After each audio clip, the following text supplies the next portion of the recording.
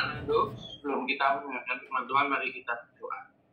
Bapak, terima kasih Tuhan kalau kami boleh berkumpul pagi ini Tuhan, meskipun hanya melalui media Zoom ini ya Bapak. Kami percaya ya Tuhan, Engkau telah menyertai kami Tuhan dari sebelum kami tidur, kami boleh bangun dan kami boleh melakukan aktivitas kami ya Bapak. Sebelum kami melanjutkan aktivitas kami Tuhan sepanjang hari ini, kami rindu untuk mendengarkan isi dari firman-Mu ya Bapak. Berfirmanlah kepada kami Tuhan, kami siap untuk mendengarkannya ya Bapak. Terima kasih Tuhan, ya dalam nama kami bisa berdoa Tuhan, haleluya. Shalom semuanya. Nah, bulan ini kita masih ada di bulan kemerdekaan, bulan 8. Nah, salah satu kalau kita tahu dalam pembukaan Undang-Undang Dasar tahun 1945, di situ dikatakan bahwa kemerdekaan itu ialah hak segala bangsa. Jadi kemerdekaan itu merupakan hak dari setiap kita. Kita bisa memperoleh kemerdekaan itu. Kemerdekaan bisa diperoleh dengan cara yang bermacam-macam. Nah, kita akan baca dulu firman Tuhan di dalam Galatia 5.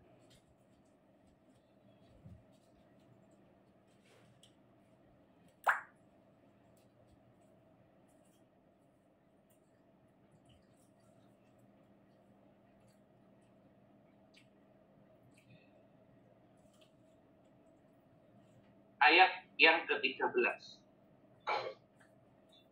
Galatia 5 ayat 13, saya bisa minta tolong Bu Morin, bisa tolong bacakan.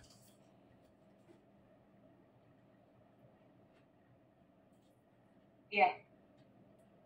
Galatia 5 ayat 13 katakan bahwa saudara-saudara, memang kamu telah dipanggil untuk merdeka, tetapi janganlah kamu mempergunakan kemerdekaan itu sebagai kesempatan untuk kehidupan dalam dosa, melainkan layanilah seorang akan yang lain oleh kasih. Di sini jelas dikatakan, terima kasih Bu Morin. Di sini jelas dikatakan bahwa kemerdekaan kita itu sudah dipanggil untuk merdeka, tetapi janganlah mempergunakan kemerdekaan itu sebagai kesempatan untuk kehidupan dosa. Artinya, kita dalam Kristus kita sudah kemerdekaan, tapi jangan sampai kemerdekaan itu kita salah gunakan. Poin yang pertama, bagaimana kita bisa jadi orang merdeka, yaitu kita harus berada di dalam jalur atau dalam tracknya Tuhan. Maksudnya apa sih kita harus ada jalur dalam tracknya Tuhan? Semua memang ada aturannya, ada batasannya, ya memang betul. Tapi kita harus bisa tahu bagaimana kita bisa berjalan dalam track itu. Nggak usah jauh-jauh. Ketika kita atau mungkin anak kita atau cucu kita sekarang sekolah, kan semua pasti ada aturannya kan. Contoh, wajib pakai seragam tiap hari. Nggak bisa kan kalau kita ke sekolah, misalnya contoh mau pakai baby doll, atau contoh kalau kita ke sekolah kita mau pakai baju seperti kita mau tamasya, atau kita mau pakai baju seperti kita mau ke pesta. Kita nggak bisa seperti itu. Dan juga ada aturan lagi. Apa aturannya? Contoh, aturannya datang tidak boleh terlambat. Misalnya sekolah masuk 7:30. Mau datang 7:30 lebih 5 menit, itu sudah dinyatakan terlambat. Atau 7:30 lebih 1 menit saja, itu sudah dinyatakan oleh sekolah itu terlambat. Itu adalah aturan-aturan yang harus dipatuhi. Dan juga dalam Kristen juga ada aturan. Tuhan sudah kasih aturan pada manusia pertama. Kita lihat aturannya di Kejadian 2 ayat 15.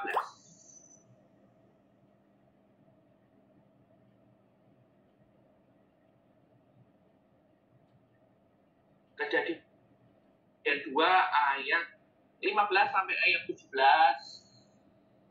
Bisa minta tolong Ibu Evi bacakan. Kejadian 2 ayat 15 sampai 17. Tuhan Allah mengambil manusia itu dan menempatkannya di dalam Taman Eden untuk mengusahakan dan memelihara taman itu. Ayat 16. Lalu Tuhan Allah memberi perintah ini kepada manusia. Semua pohon dalam taman ini boleh kau makan buahnya dengan bebas. Ayat 17. Tetapi pohon pengetahuan tentang yang baik dan yang jahat itu, janganlah kamu makan buahnya. Sebab pada hari engkau memakannya, pastilah engkau mati. Nah, terima kasih Bu Evi. Di sini sudah jelas dikatakan bahwa semua dimakan, kecuali pohon pengetahuan yang baik dan jahat. Artinya manusia sudah dikasih kebebasan oleh Tuhan. Semua ini loh boleh dimakan kecuali pohon ini. Kalau dalam kehidupan kita, mungkin sekarang dengan semua jenis makanan boleh kamu makan, kecuali karena kita mungkin ada sakit kolesterol, kita nggak boleh makan cumi, udang, atau seafood, cumi, udang, kerang, itu lobster yang terlalu banyak karena kita ada kolesterol. Nah, pada waktu itu, kalau kita tahu, padahal kalau kita tahu mungkin di Taman Eden pada waktu itu pohon sudah begitu banyak, tetapi di ayat ketiga, si ular yang dalamnya sudah dimasukin iblis, dia mengatakan kepada Hawa, kamu kalau makan itu nggak apa-apa, kamu nggak akan mati, tapi kamu akan jadi seperti Allah. Jadi firman Tuhan itu diputarbalikkan sehingga manusia itu tergoda. Sama dengan kita, mungkin kita saat ini juga melihat, nggak apa-apa lah kita keluar sedikit dari tracknya Tuhan. Kita dalam kerja mungkin nipu sedikit nggak apa-apa, atau kita dalam kerja mungkin kita up harga sedikit nggak apa-apa, nggak ada yang tahu kok. Atau mungkin ketika kita dalam kerja, contoh kita pulangnya jam, misalnya ya kita jam pulang kerja jam 6, pastinya mungkin kita harus deadlocknya mungkin jam 6 ya, tapi mungkin ada kita yang bilang gini, kapan kita nanti setengah 6 pulang 2 aja, nanti ceklocknya titip sama yang pulang jam 6 nanti. Nah, seperti itu. Kita tahu bahwa kalau kita dalam tracknya Tuhan, kita akan mengalami kemerdekaan. Bagaimana kalau kita tidak dalam track? Kalau kita mungkin di negara ini punya aturan, kalau kita nggak ada di dalam track, mungkin kita bisa jadi kita sekarang ada di mana? Kita ada di Medaeng, atau kita ada di Nusa Kambangan, atau kita ada di dalam Polres Polres Tabes. Nah, kalau dalam negara ini aturan kita langgar, kita ditahan oleh negara. Satu negara yang saya tahu yaitu China. Di situ aturan sangat ketat. Kalau kita minum, maksudnya minum ini adalah kita minum alkohol, kita tidak boleh nyetir. Kalau nyetir masuk ke dalam sel, itu sudah pasti. Nah, tapi kalau di Indonesia enggak kan? Sudah minum, kadang orang masih berani untuk bawa mobil. Nah, akhirnya terjadi yang namanya kecelakaan. Itu kita tidak jalan dalam track. Sama dengan Kristenan. Kalau kita dalam Kristenan, kita jalan dalam tracknya Tuhan. Memang mungkin kayaknya itu nggak enak. Kita harus masuk dalam prosesnya Tuhan. Tapi percayalah, dalam proses Tuhan tetap menyertai setiap kita. Sampai kan ada lagunya kan, ku kagumi caramu mencintaiku, kau ada di cerita proses hidupku, di titik terendahku kau hadir untuk mengangkatku, ku tahu kau tak menyerah akan hidupku. Nah, kalau kita dalam tanya Tuhan, memang selalu ada proses kita harus lewati, semua proses harus kita lewati. Tapi percayalah, di dalam proses itu Tuhan tetap menyertai kita. Di titik terendah kita, Tuhan tetap menyertai kita. Tuhan tetap ada di situ bagi kita. Tuhan tidak pernah tinggalkan kita. Mungkin kita merasa, kok Tuhan nggak ada ya? Tuhan nggak adil ya? Saya sudah jalan di dalam tracknya Tuhan, saya ngalami proses ini. Tapi teman saya atau mungkin siapa yang kita lihat, dia loh jalan di luar track kok rasanya enak-enak aja ya. Percayalah saudara, kalau kita dalam tracknya Tuhan, maka kita akan dilindungi Tuhan, kita tetap akan disertai oleh Tuhan. Itu poin yang pertama, yaitu bahwa dalam kemerdekaan kita harus berjalan dalam tracknya Tuhan. Poin yang kedua, kita harus hidup dalam visi yang Tuhan sudah berikan. Nah, apa sih visi itu? Kalau kita tahu, Tuhan sudah kasih kita visi. Visi, contoh, kita misalnya sudah kasih Tuhan visi, kita akan jadi berkat bagi banyak orang. Tuhan juga sudah misalnya memberikan visi pada kita, sesuatu yang begitu luar biasa. Percayalah, kalau kita terus menjalani visi itu, maka visi itu akan berkembang dan visi itu menjadi hidup. Kita lihat di dalam Yesaya 45 ayat 18.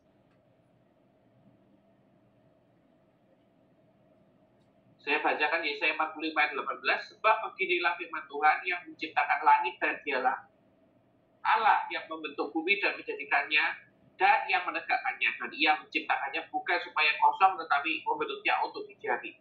Akulah Tuhan, tidak ada yang lain. Nah, kita bisa tahu Tuhan sudah kasih kita visi. Manusia pertama sudah dikasih visi oleh Tuhan, sudah dikasih visi, yaitu untuk mengelola tanah. Percayalah, ketika kita dikasih visi dari Tuhan, kita harus mengerjakan apa yang Tuhan mau. Karena kenapa? Kalau kita tidak ada visi, maka kita tidak ada tujuan. Itu ada di ayatnya di Amsal 29 ayat 18.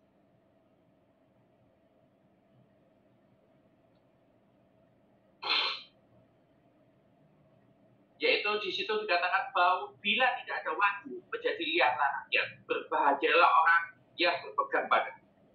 Kalau kita tidak punya visi, kita tidak punya tujuan. Ibarat kita tidak punya tujuan, itu ibaratnya seperti saudara ingin mengendarai mobil. Contoh, misalnya Bu Moren mau mengendarai mobil, keluar dari rumah, bingung mau kemana. Putar-putar nanti bisa-bisa tiba-tiba bisa jadinya sampai kemana, karena tidak ada visi yang jelas. Contoh dari rumah, Bu Moren mengatakan, oh, saya mau ke Sun City. Nah, sudah jelas tujuannya ke Sun City. Sama dengan kita. Misalnya kita mau pergi ke tujuannya ke suatu tempat. Misalnya saya mau ke Tujuan Plaza. Jelas tujuannya ke Tujuan Plaza. Kalau enggak, saudara akan berputar-putar seharian di tengah kota atau berputar-putar seharian di jalan tanpa ada satu tujuan. Sama dengan visi.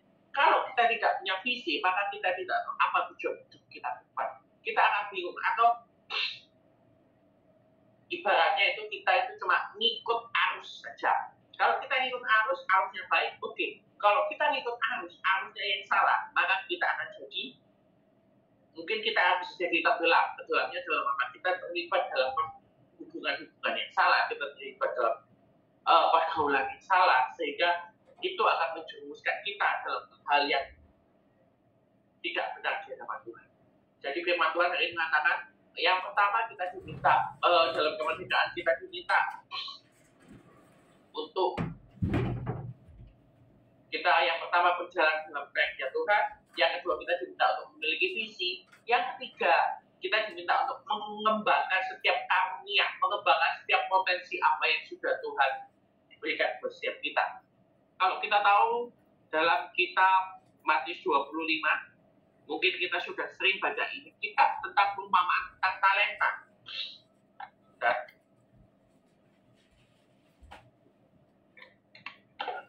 perumpamaan tentang talenta di sini diceritakan bahwa ketika itu kita sudah tahu itu merupakan seseorang yang ingin pergi dan memakai hartanya, dia menyerahkan beberapa talenta, artinya sudah diberikan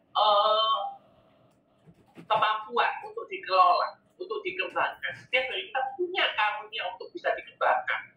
Contoh, misalnya ada yang diberi karunia untuk bisa memasak, dia bisa buka usaha makanan, baik itu punya resto atau punya depot atau bisa usaha makan secara online, itu bisa dikembangkan secara maksimal. Itu akhirnya nanti kalau saudara bisa dapat untung, bisa saudara pakai untuk memberkati pekerjaan Tuhan yang ada. Atau contohnya, saya punya bakat apa? Oh, saya punya bakat itu adalah bakat saya nggak banyak sih, tapi saya punya bakat itu untuk public speaking. Nah, misalnya contoh orang punya bakat, cuma saya punya bakat public speaking. Saudara kembangkan itu. Public speaking dikembangkan, akhirnya saudara jadi berani untuk berbicara di depan orang. Dan kita bisa juga dalam public speaking itu, kita bisa untuk memberitakan firman Tuhan. Kita bisa pakai untuk menjangkau jiwa. Dan kita juga bisa pakai itu untuk melakukan segala sesuatu untuk memperlihatkan kemuliaan nama Tuhan. di mana dikatakan ketika kita mengembangkan potensi atau talenta yang kita punya, kita jangan sampai itu kalau kita tahu Tuhan sudah kasih kita talenta, setiap dari kita sejak lahir Tuhan sudah kasih kita talenta, kita tuh dikasih Tuhan potensi. Jangan sampai itu tidak kita pergunakan. Kalau kita tidak pergunakan itu, ibaratnya di dalam cerita perumpamaan talenta ini, hamba yang cuma terima satu talenta dia melihat dunia. Yang pertama dikasih 5, yang kedua dikasih 2, yang aku kok cuma dikasih 1. Akhirnya dia tidak kembangkan. Yang dia lakukan, dia gali tanah, dia simpan talenta itu di dalam tanah, dan pada waktu itu aja kembali, akhirnya dikembalikan lagi. Nah, sama dengan kita, kalau kita tidak mengembangkan setiap talenta atau potensi yang sudah Tuhan kasih, maka nanti akhirnya itu akan diambil oleh Tuhan, dan kita akan kehilangan kesempatan untuk beroleh talenta itu. Nah, untuk setiap itu, di bulan kemerdekaan ini kita sudah dikasih Tuhan kebebasan. Adalah kebebasan ini sesuai dengan kehendak yang Tuhan mau. Jangan sampai kebebasan ini kita salah gunakan, atau kebebasan ini kita pakai seenaknya sendiri, tetapi gunakanlah kebebasan ini untuk mempermuliakan nama Tuhan, dan supaya untuk kemuliaan Tuhan dinyatakan. Firman Tuhan tidak saya berpanjang. Mari kita nyanyikan satu pujian bahwa anugerah Tuhan sangat mempesona buat setiap kita. Ku mau selalu bersyukur kepadamu Tuhan, anugerahmu mempesonaku, selalu dan selalu kau angkat hatiku, kau membuatku berharga di matamu. Ku mau selalu bersyukur kepadamu Tuhan, anugerahmu mempesonaku, selalu dan selalu kau angkat hatiku, kau membuatku berharga di matamu. Sekali lagi kita katakan, mau selalu bersyukur kepadamu Tuhan, anugerahmu mempesonaku,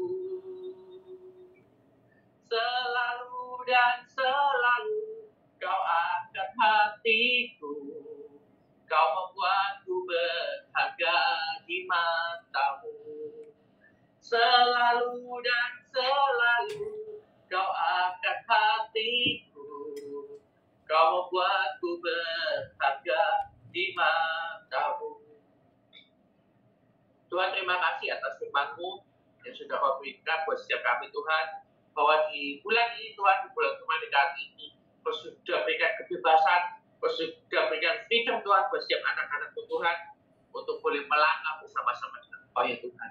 Patraikan Tuhan-Mu dalam hati setiap kami Tuhan, jika kami sebagai pelaku-pelaku akan firman Tuhan. Memberkati Tuhan, Bu Hesti ya Tuhan, sebagai Gembala Korea ya Tuhan, se-Indonesia, Kau juga berkati Tuhan, Aina Tuhan, sebagai host dalam Zoom kami Tuhan, baik dalam doa pagi maupun doa malam ya Bapak. Kami sudah berdoa untuk Pak Nando, sudah menyampaikan puji-pujian ya Tuhan. Pakailah setiap hamba-Mu Tuhan menjadi berkat Tuhan lebih dan lebih lagi setiap hari Tuhan.